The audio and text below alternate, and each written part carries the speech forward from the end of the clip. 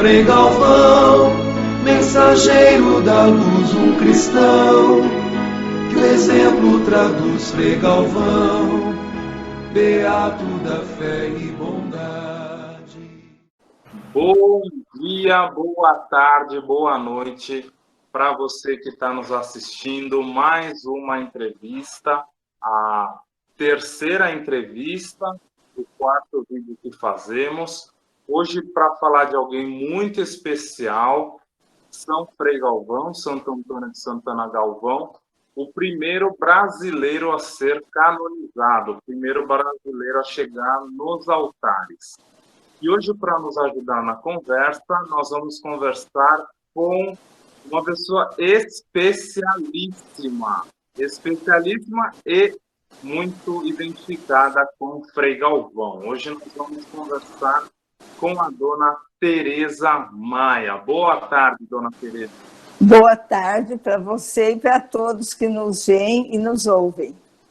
Bem-vinda. É uma alegria, uma honra ter uma mulher, aliás, o primeiro santo brasileiro, e quem vai nos dar a entrevista é a primeira mulher que participa dessas entrevistas que nós fazemos. Agora, dona Tereza, para as pessoas conhecerem um pouco mais a senhora chama-se Tereza Maia, mas não é só esse nome. Qual é o nome completo da senhora? Tereza Regina de Camargo Maia. Tereza Regina de Camargo Maia. Qual a sua relação com Frei Galvão, dona Tereza? Porque me parece que a senhora vai muito além do só conhecer a história dele. Então, eu sou parente do Frei Galvão através de 3 irmãs dele, e que são bem acima da gente. Eu sou da 5ª geração da família de Frei Galvão. 5ª geração. Então, estamos falando com alguém que quase que diretamente, não é descendente de Frei Galvão.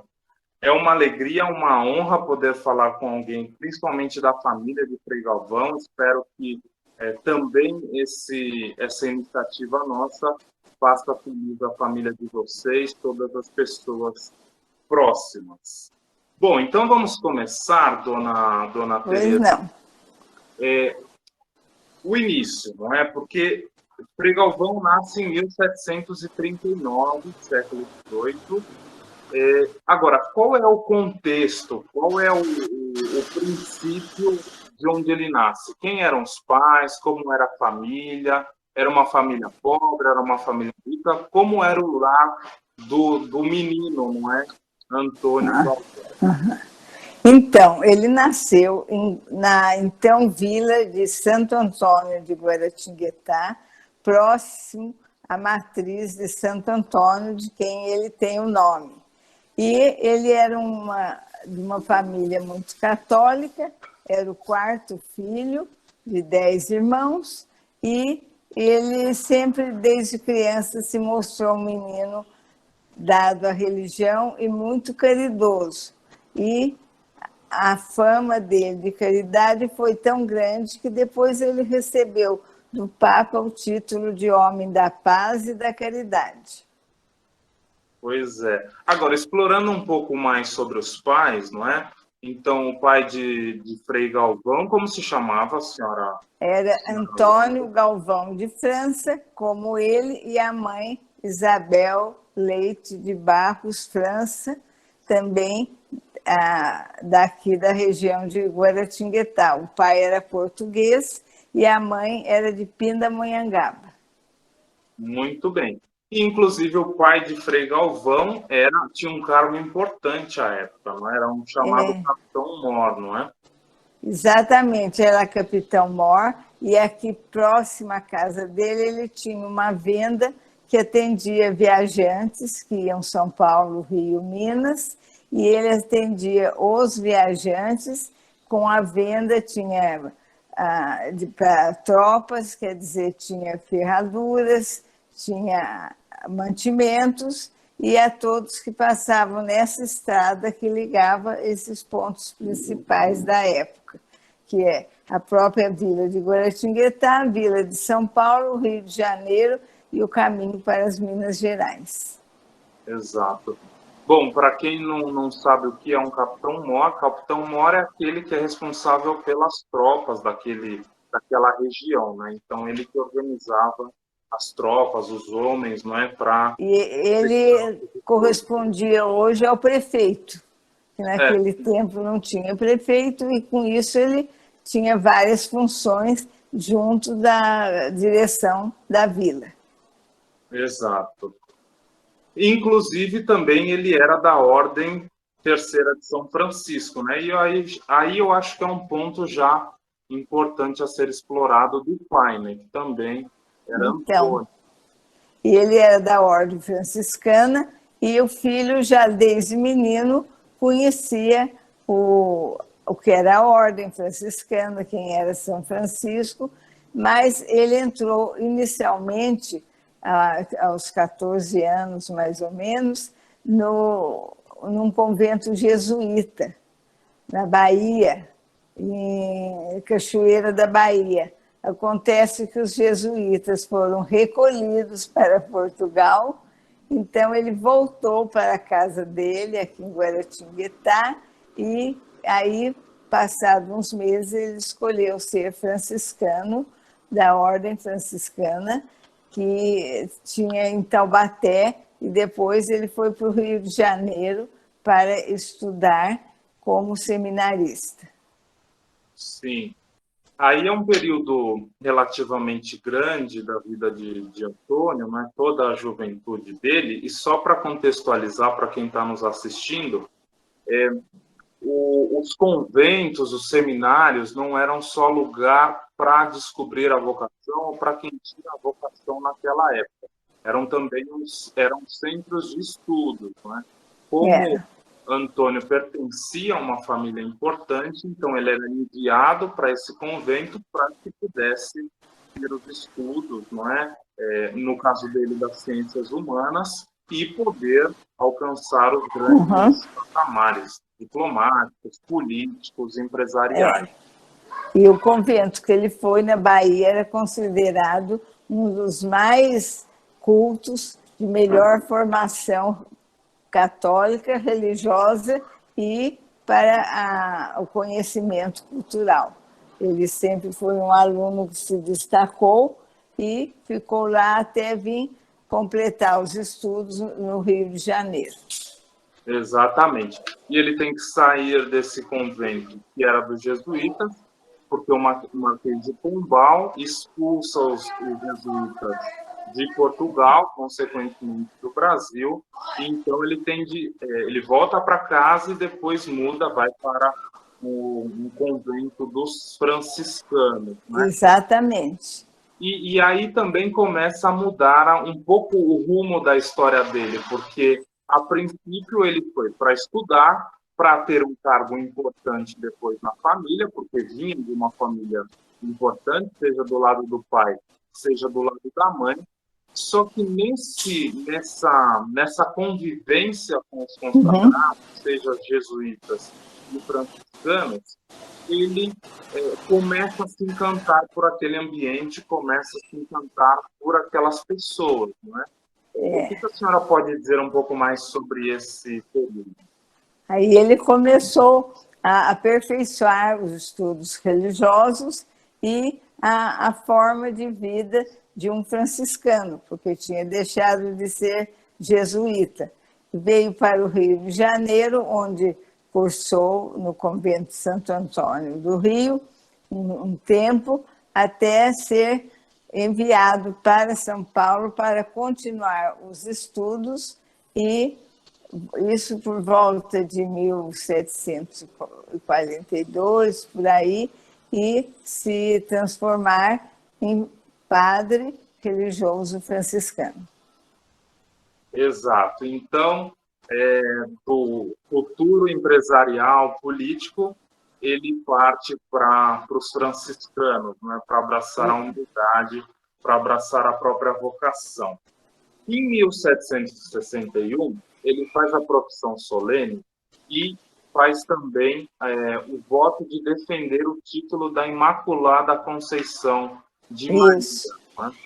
Que relação a senhora pode nos dizer entre Frei Galvão e Nossa Senhora? Porque me parece que ele tinha uma paixão especial por Maria, não?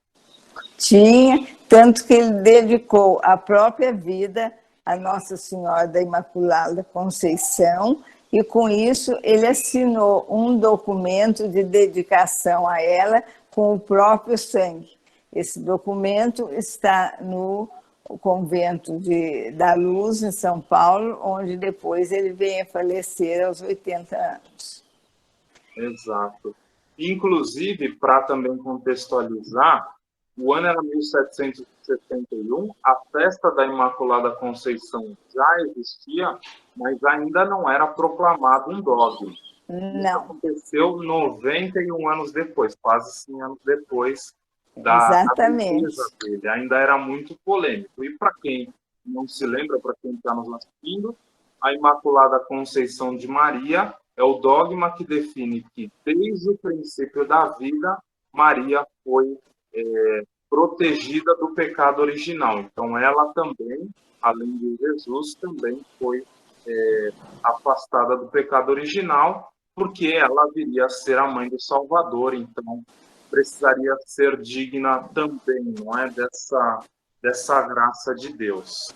E aí o título Imaculada, porque não era maculada e sim pura, e, portanto, esse dogma da Imaculada vai surgir, como você disse, quase 100 anos depois, embora o Frei Galvão já se dedicasse a Nossa Senhora Imaculada, já ciente de que era o nome certo e que seria um dogma no futuro. Exatamente, e mais para frente nessa conversa a gente vai voltar nisso, porque isso tem uma relação direta com as famosas pílulas de Frei Galvão, mas a gente volta nisso depois. Agora, a escolha do nome religioso dele, ele traz a figura de Santana para o nome, não é? Porque Frei Galvão coloca essa figura que nós temos na tradição como a mãe de Maria, porque ele coloca ao nome dele, porque também decide fazer essa devoção. Então, a Nossa Senhora Santana, que é a mãe de Maria, era uma devoção das famílias na época dele. Então, e toda noite, em casa dele, a mãe rezava o terço para os santos e com destaque para Nossa Senhora da Imaculada Conceição e principalmente para Santana. Aí, quando ele foi escolher o nome religioso, ele escolheu o nome de Santana Galvão, incluído no nome dele, Frei Antônio de Santana Galvão, devido à devoção da família. A devoção era tão grande que ele tinha 3 irmãs com o nome de Ana. Essa eu não sabia dos nomes das irmãs, mas que interessante, não é? Então, falando da mãe, porque nós já fizemos entrevistas sobre Dom Luciano Mendes e falamos sobre o Beato Francisco de Paula Victor, e no Santos a figura da mãe é sempre presente. Então, o segredo para quem quer chegar à santidade que está nos assistindo,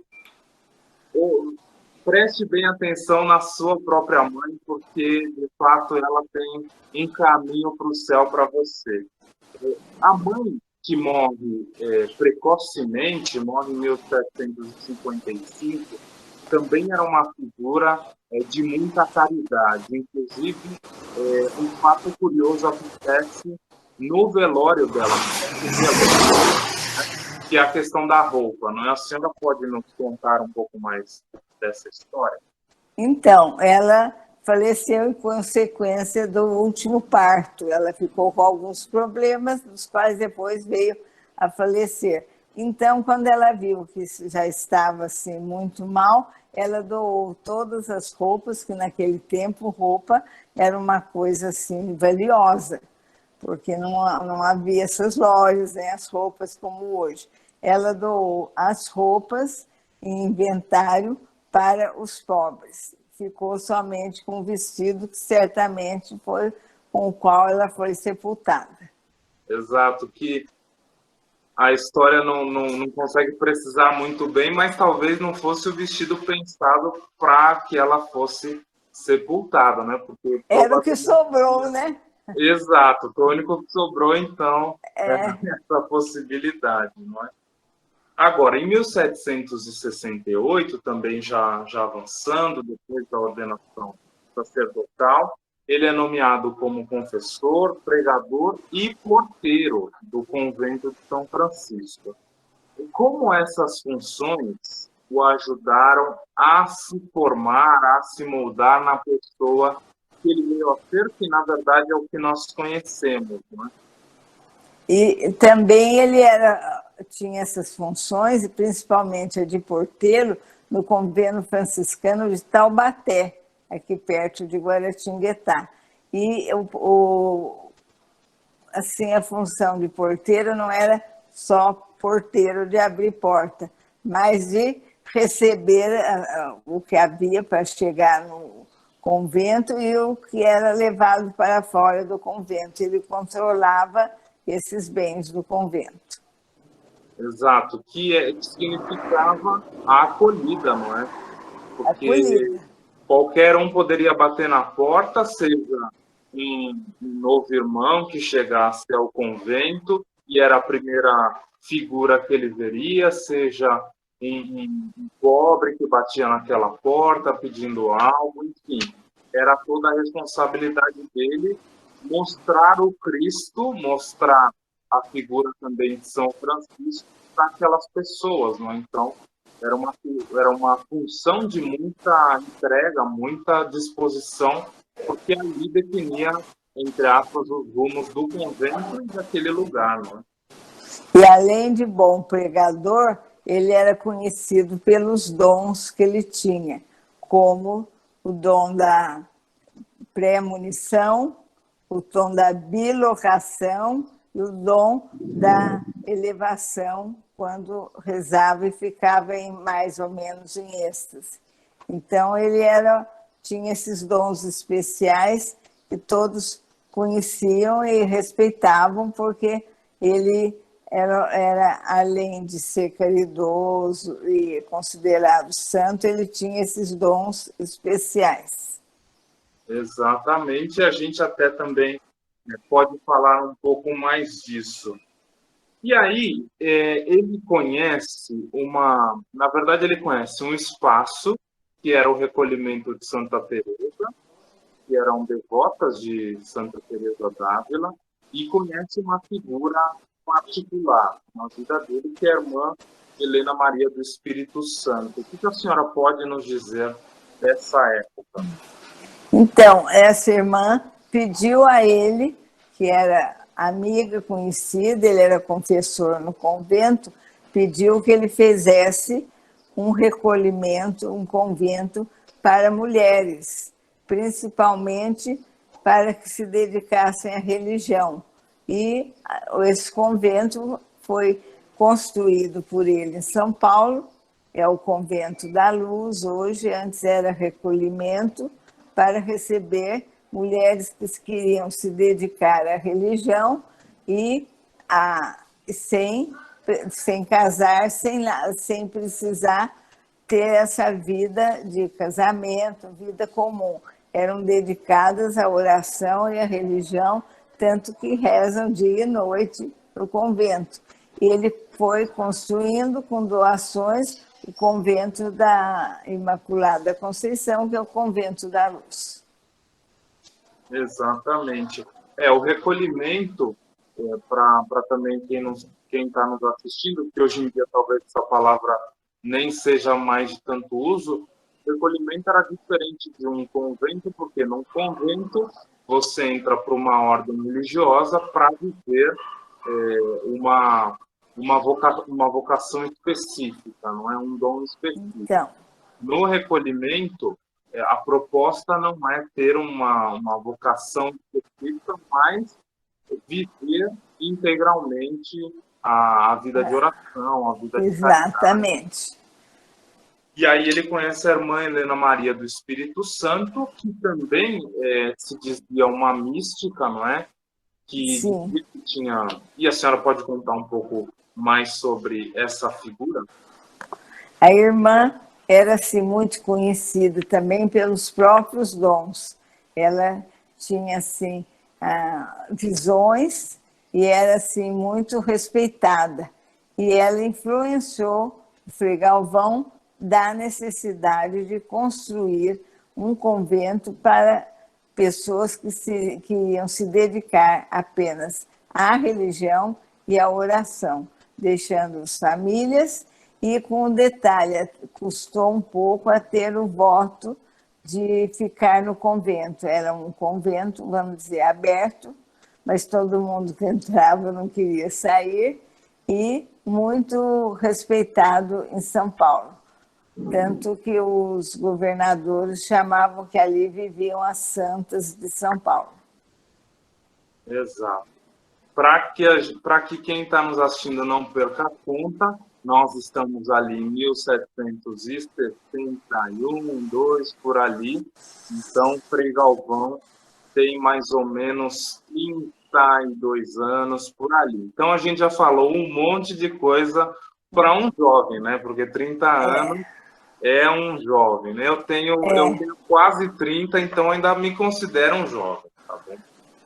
E naquela época as vidas eram bem curtas, então 30 anos já era uma idade não avançada, mas uma idade de responsabilidades. Era uma idade decisiva, não é? E, inclusive, nessa questão de decisão, eu acho que tem o grande ponto da vida de Frei Galvão, que é o falecimento da irmã Helena. Por quê?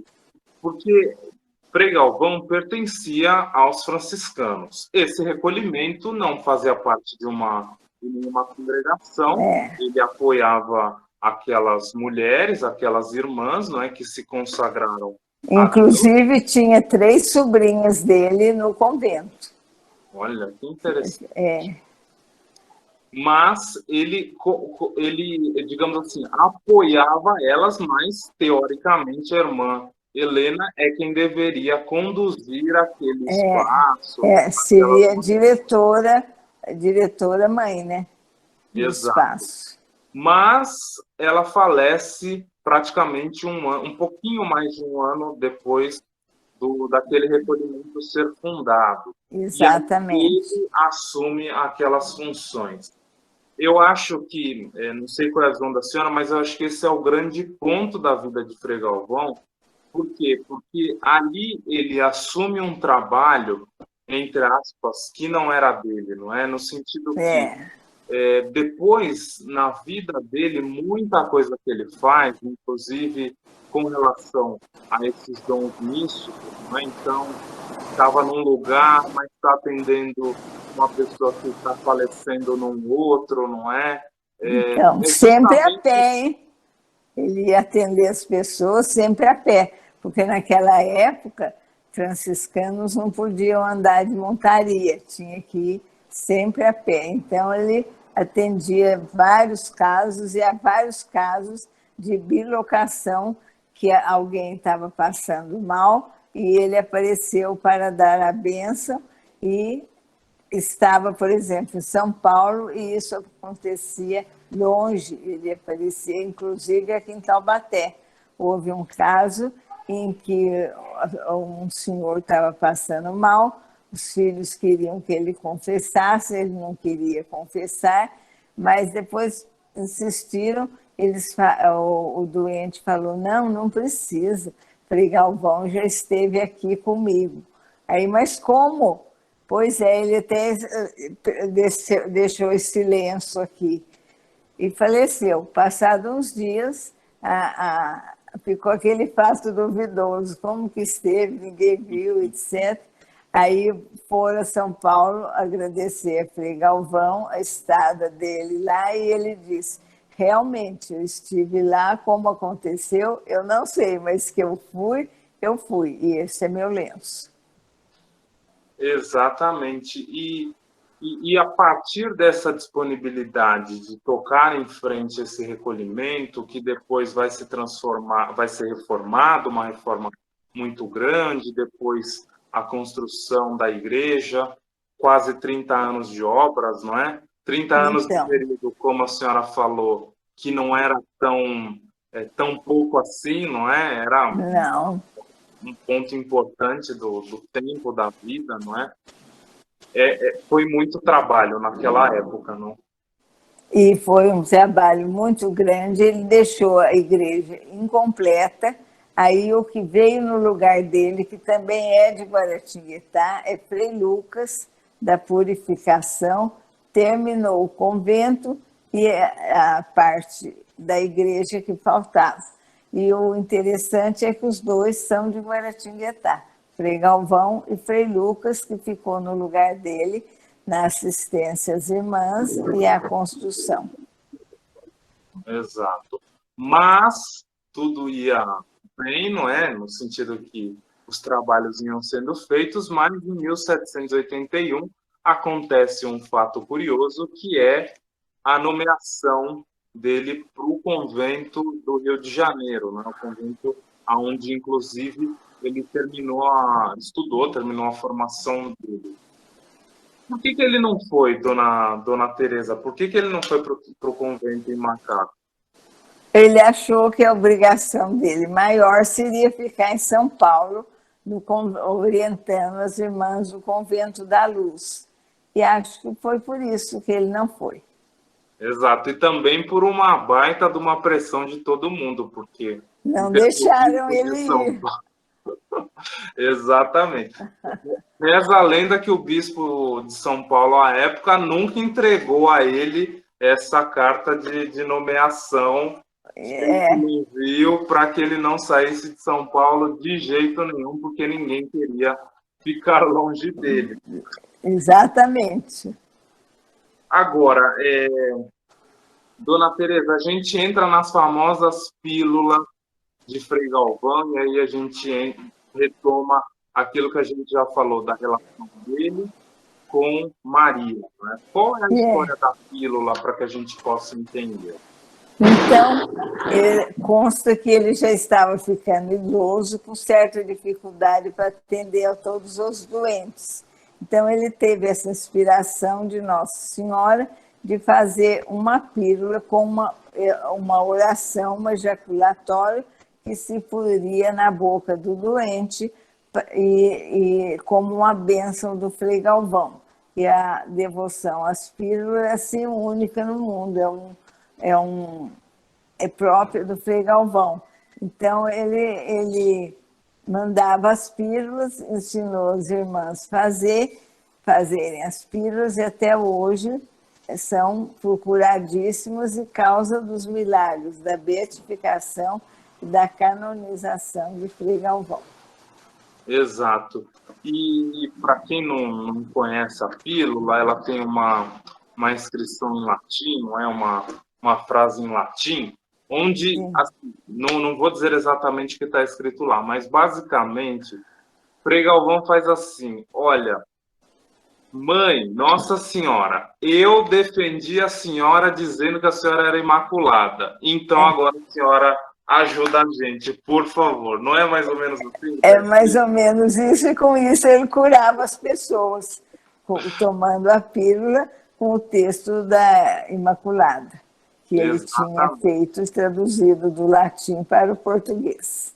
Exatamente. E aí hoje as pílulas são mais do que famosas, chegam a milhões, não é? Milhões. Por ano. Não há o que chegue que se faz essas pílulas. Aqui na matriz de Guaratinguetá, elas são feitas pela Irmandade de Frei Galvão e distribuídas. E, ao mesmo tempo, quase sempre estão terminando e precisando fazer, assim, mais 10 mil pílulas para atender os devotos.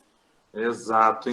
E elas são feitas manualmente, não pelo que... Manualmente, antigamente eram escritas à mão, ejaculatória, depois é enrolado o papelzinho, que era papel de arroz especial, cortado e Antes ele é passado um ligeiro a cola de polvilho, enrola e é cortada em miudinhas, pílulas, que são as famosas pílulas do Frei Galvão, e distribuídas aos doentes.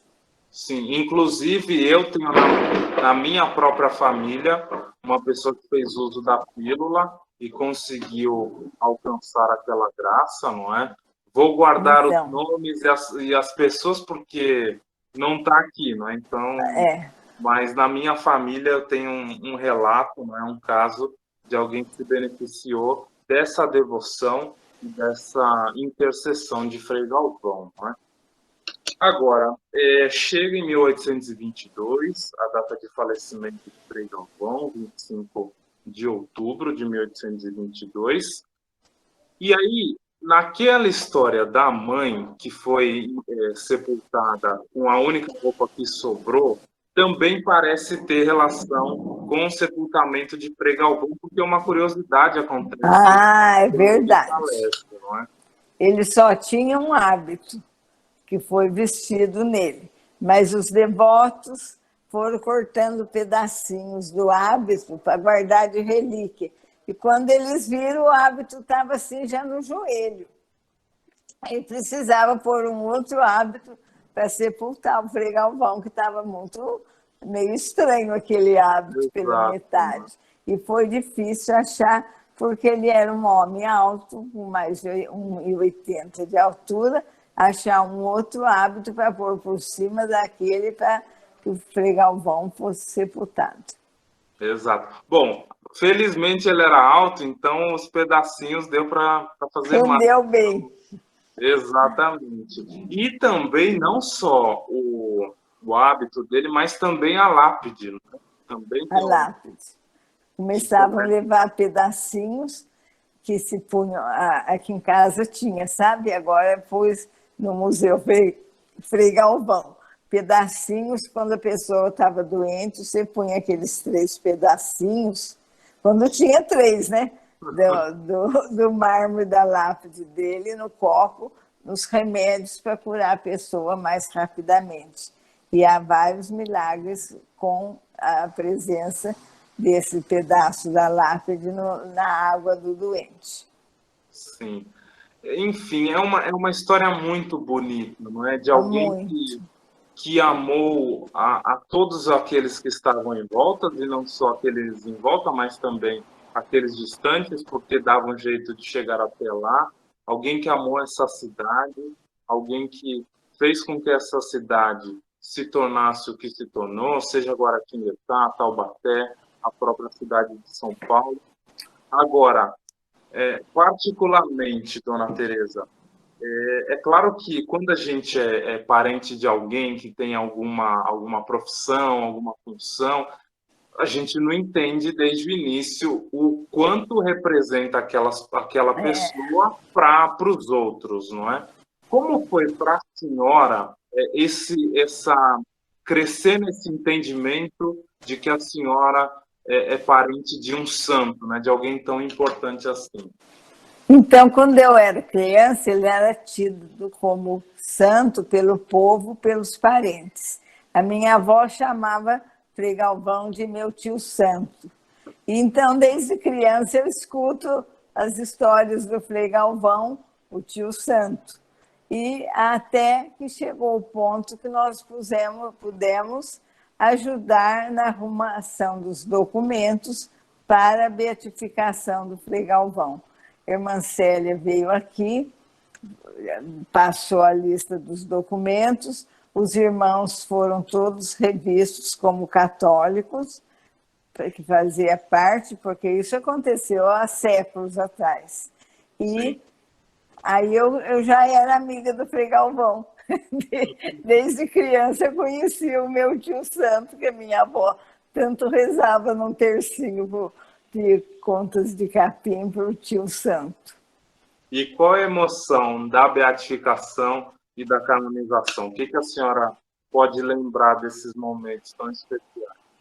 Acho que foi a emoção mais forte de toda a minha vida, ver que o parente tão querido, tão santo, tanto em Guaratinguetá, como na família, como no Brasil, recebia o merecido título de santo. E para todos nós, o primeiro santo brasileiro nascido aqui em Guaratinguetá. Exato. Inclusive, um dos poucos santos que foram canonizados no próprio país de origem, né? Porque Foi, não é costumeiro, não é? Não era costume, e foi canonizado aqui em São Paulo, com esse grande multidão, e foi uma honra também para o país a presença do Papa aqui para canonizar o Frei Galvão. Sim. Nosso conhecido. O tio santo, não é? O tio santo. Dona Teresa, para encerrar, qual mensagem, conhecendo tanto assim a vida de Frei Galvão, qual mensagem a senhora pode deixar para quem quer chegar à santidade como o tio santo, para quem quer viver o amor de Deus plenamente na própria vida? Olha, eu vou dar um conselho que o próprio Frei Galvão dava para as irmãs do mosteiro. Para todas viverem em paz, ele dizia: paciência, minha irmã. E isso eu digo, quem quiser ser santo tem que ter paciência. Exatamente. Perfeito. Com essa resposta, não precisamos de mais nada, né? Só ter paciência, principalmente nesses momentos difíceis que nós estamos vivendo. Exatamente. Com as crises econômicas e tudo mais. Dona Teresa, então a senhora pode afirmar para mim que santo de casa faz milagre, é isso? Ah, eu garanto que faz. Esse ditado foi superado e já se sabe que santo de casa faz milagre, principalmente o Frei Galvão. Muito bem, muito bem. Então, com isso, nós encerramos essa entrevista. Muito obrigado, Dona Teresa, pela paciência, não é? Porque eu sei que para a senhora também não foi fácil realizar essa entrevista. Imprevistos aconteceram com a senhora, não é? Foi, mas estamos aqui e eu faço questão de mostrar uma foto dele, da minha avó, que tem desde 1922. Olha, que bonito. bonito. Daqui da casa. Essa não sai de jeito nenhum, né? Não, está aqui ainda com a arrumação da época, continua na parede. Que bonito, que bonito. Bom, e também a senhora organizou com a família, claro, um museu, não é? Sobre o Frei Galvão. A senhora pode nos...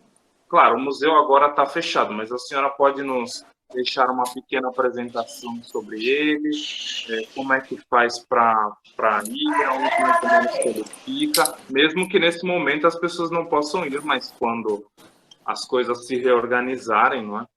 Então, nós temos a casa onde ele nasceu, aqui em Guaratinguetá, com uma sala para visita, com relíquias e agradecimentos e fatos relativos à vida dele, em quadros a óleo. E temos o outro parte do museu, que é a parte mais para pesquisa, é o museu mais da cidade, e na Praça Conselheiro, bem próxima à casa onde ele nasceu. Temos até um livro, chama O Santo de Guaratinguetá, que relata desde o tempo dele criança, como um menino caridoso, até a canonização em Roma. Infelizmente, é uma edição praticamente esgotada, mas tem todas essas minúcias que você perguntou e mais outras. E mais outras, porque a história de um santo, claro que nunca se encerra. E não, leva um ano contando e não dá tempo. Exatamente. Acho que precisa de uns 30 anos para contar essa história toda, viu? Ah, precisa. Dona Teresa, muito obrigado. Um abraço virtual para a senhora. Eu ainda não aprendi a bilocação, então eu não consigo ir até aí. Mais um abraço virtual para a senhora. Espero que a senhora esteja bem. Muito obrigada por este momento. E amém. Senhora... E eu Agradeço a oportunidade de falar do nosso querido tio Santo, o santo do Brasil, o primeiro santo brasileiro. Exato. Tchau, tchau para vocês. Tchau. Até a próxima entrevista. Até.